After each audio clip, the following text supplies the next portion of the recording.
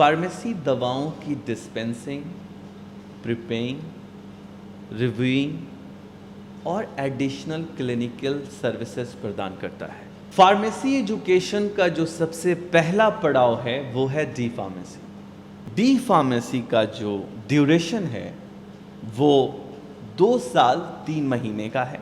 बहुत लोग ये समझते हैं कि डी फार्मेसी सिर्फ 2 साल का है।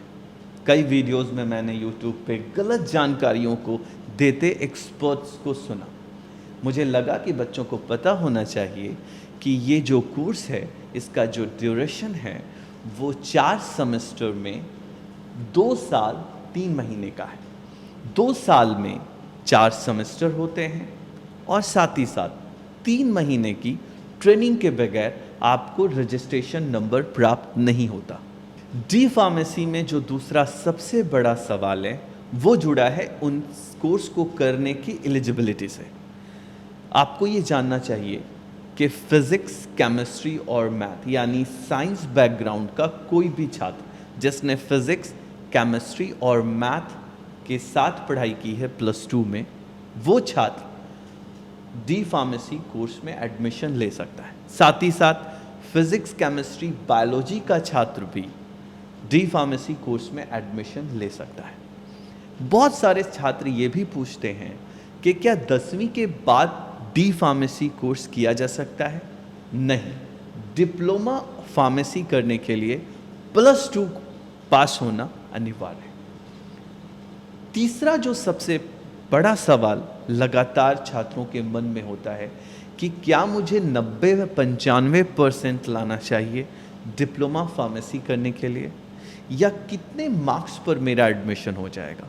मैं ये बताना चाहता हूँ उन छात्र अभिभावकों को कि चाहे वो ओबीसी कैंडिडेट हो, जनरल कैंडिडेट हो, माइनॉरिटी कैंडिडेट हो, इन तीनों कैटेगरीज के लिए कन्याकुमारी से कश्मीर तक के सभी राज्यों में एडमिशन की परसेंटेज सिर्फ 50% काफ़ी होती है एडमिशन लेने के लिए। और अगर आप SC/ST जाति से बिलोंग करते हैं तो कन्याकुमारी से कश्मीर तक सभी राज्यों में हर राज्य की यूनिवर्सिटी 45% की एलिजिबिलिटी पर नामांकन करने के लिए आपको एक कैंडिडेट के रूप में मानती है। डिप्लोमा फार्मेसी करने वाले सभी छात्रों के मन में अप्रूवल को लेकर अगर सवाल नहीं है तो ये चौथा सवाल उनके मन में मेरी तरफ से मैं डालना चाहता हूँ।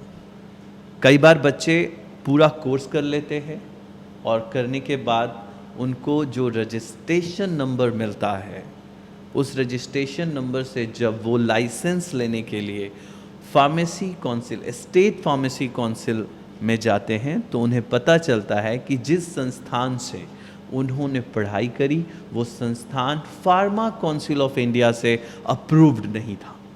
ये जानना बहुत ज़रूरी है, जो कि चौथा पॉइंट है कि हर एक छात्र छात्रा को नामांकन की प्रक्रिया पूरी करने से पहले फार्मा काउंसिल ऑफ इंडिया की वेबसाइट से संस्थान की अप्रूवल चेक करना अनिवार्य है। यदि किसी छात्र ने किसी भी ऐसे संस्थान में नामांकन ले लिया जिन संस्थानों की अप्रूवल फार्मेसी काउंसिल की वेबसाइट पर नहीं है तो उनका करियर बर्बाद हो सकता है। ये जानना बहुत ज़रूरी है कि फार्मेसी काउंसिल ऑफ इंडिया किसी भी संस्थान को हर साल अप्रूवल नहीं देती। ये ज़रूरी नहीं कि लाइफ टाइम कोई college pharma council of India से अप्रूव्ड हो।